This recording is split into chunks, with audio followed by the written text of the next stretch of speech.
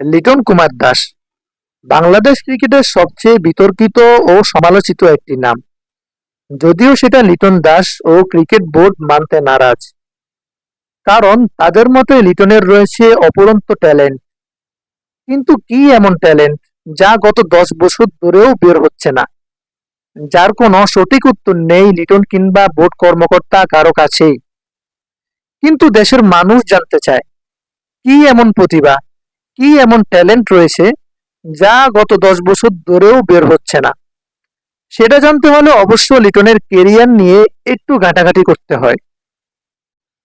ওডিআইতে ৯১টি match খেলে লিটন করেন মাত্র ২৫০০ রান, যেখানে ডাক মারেন ১৪ বার।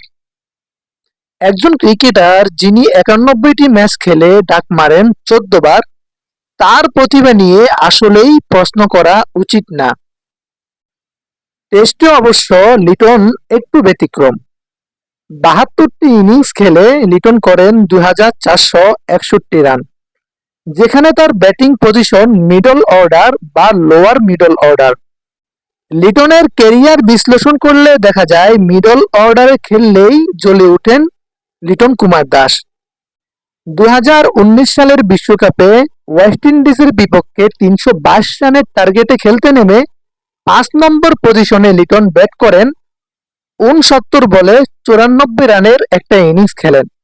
শেষ ওভারে ম্যাচ জিতে বাংলাদেশ ক্রিকেট দল। তবুও এক প্রকার জোর করেই লিটন দাসকে টপ অর্ডারে খেলাচ্ছে ক্রিকেট বোর্ড, যার মাসুল দিতে হচ্ছে বাংলাদেশ ক্রিকেট দলকে। একটা দলের টপ অর্ডার নড়বড়ে হলে ম্যাচ জয়ের চান্স শেষ হয়ে যায় মাঠে নামার আগেই। অবশ্য প্রতিপক্ষ জিম্বাবু হলে সেটা ভিন্ন কথা।